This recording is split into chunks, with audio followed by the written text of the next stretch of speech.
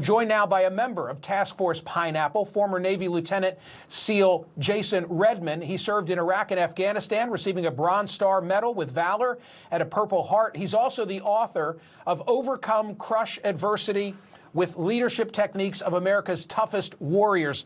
Jason, thanks for being here. How did this effort come to pass? Michael, it was, so much of what you talked about.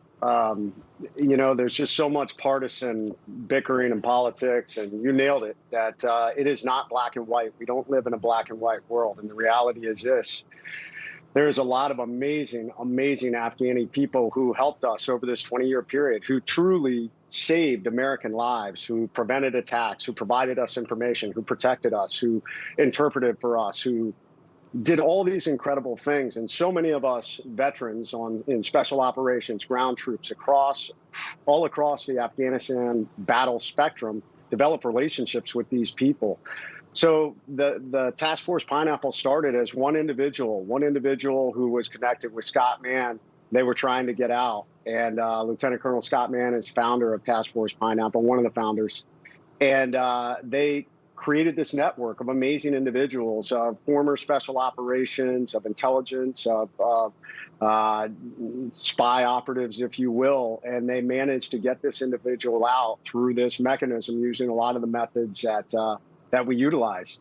And when they realized this worked, so many others said, man, we have so many people. And that's how I got involved roughly about 4 days ago, trying to help amazing, amazing Afghanis who all they want is the opportunity to live their lives. And not only that, they want to be recognized for the amazing effort they put in for us. And the American government told them we would do that. We provided them visas. We provided them, we told them, hey, we will get you to safety. And we have failed to do that. So what we are doing is what the American government, unfortunately, right now is either unable or unwilling to do.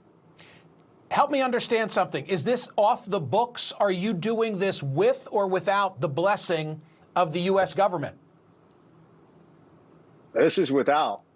I will say that we are working to try and, one of the greatest things about this is all of us are just leveraging our networks. I mean, it's just all the people we knew while we were in the military or both within Afghanistan, outside of Afghanistan, and even different places around the world, as we're looking at how do we try and safely bring these people out.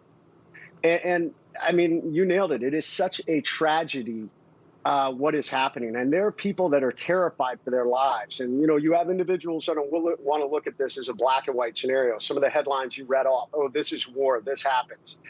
It's easy to say that. And I think there's a lot of Americans that are disconnected. They don't understand. When they think of Afghanistan, they think of this far off mountainous desert place that's just filled with terrorists. But that's not the reality. Everywhere in the world, there are people. And these people are mothers and fathers and sons and daughters, and they have children, and they want to live a good life. They want to live a free life and have the opportunity and be able to do all the same things that we want to accomplish here in America. I get it. And for Jason, let me ask this question, because I applaud. It sounds awfully noble and patriotic. But how do you know the people that you're letting in or providing passage can be trusted? Michael, because they've already been vetted. We're focusing on the individuals that were already provided visas. So that means not only did they work for the United States government in some capacity or, supporting American forces, but all the individuals we're bringing in already have approved visas. And these were individuals that could not get out. So we talk about what could the U.S. government have done better. I think you made could we have even done anything? Well, there was no security that went outside the lines of the Kabul airport. Everything just stopped at the Kabul airport. So the Hamid Karzai airport. So anyone trying to get there was deterred relentlessly by the Taliban. We have reports of the Taliban killing, beating kids, doing all kinds of the things that the Taliban does, which prevented so many of these individuals who had been given the green light to get out, not to be able to get out. Have a quick question, because I'm limited on time. Have any of your, I'll call them extractions, turned violent? Have the Taliban resisted? Have you had to deal with ISIS-K?